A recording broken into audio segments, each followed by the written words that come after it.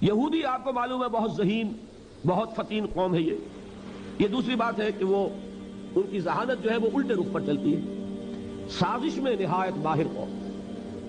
انہوں نے جب دیکھا کہ ایمان اور اسلام اور حضور اور صحابہ کی تو بڑی ساکھ بنتی جا رہی ہے، اس طرح کہ جو ایک دفعہ مسلمان ہو جاتا ہے چاہے اس کے جسم کے ٹکڑے اڑا دیے جائیں وہ واپس نہیں پھرتا۔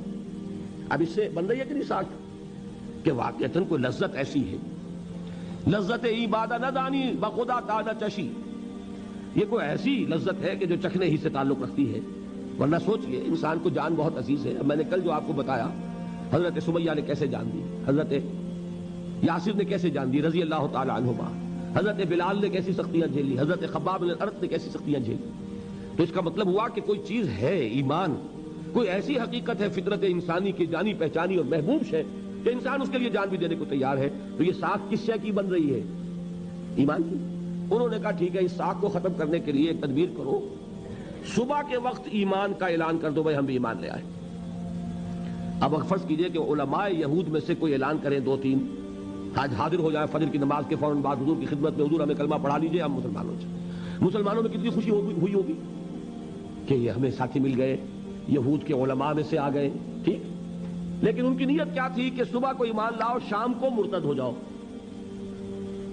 اس سے یقیناً لوگ سوچیں گے کہ تو بڑے فرشتہ سیرت لوگ تھے، بڑے اچھے ارادوں سے آئے تھے، بھائی یہ قریب رہے۔ اور میں یہ سمجھتا ہوں قرآن میں تو یہ الفاظ نہیں ہے، لیکن میں ایک اندازہ کر رہا ہوں کہ وہ دن بھر ضرور حضور کے قریب ترین رہے ہوں گے اپنی اس سازش کے اندر اثر پیدا کرنے کے لیے کہ یہ جو اتنی دیر حضور کی صحبت انہوں نے اختیار کی، ظہر تک بیٹھے رہے، پھر عصر کے فوراً بعد آ گئے تھے، یہ تو کوئی نہ کوئی خرابی دیکھی ہوگی نا آخر جو واپس گئے، تو کسی نہ کسی کے دل میں تو ایک دغدغہ پیدا کر دیں گے کہ نہیں۔ اس لیے کہ شک پیدا کرنا یہ بڑا آسان ہے۔ یہ تدبیر انہوں نے کی، یہ الفاظ سورہ آل عمران میں موجود ہے، وَقَالَتْ طَائِفَةٌ مِّنْ أَهْلِ الْكِتَابِ، اہل کتاب کے ایک گروہ نے یہ کہا، یہ طے کیا، آمنوا بالذی انزل علی الذین آمنوا وجہ النہار، اہل ایمان پر جو چیز نازل ہوئی ہے یعنی قرآن پر ایمان لاؤ صبح کے وقت۔ قرآن پر ایمان لانے کے معنی کیا؟ حضور پر ایمان، حضور کی نبوت اور رسالت کو تسلیم کر لیا۔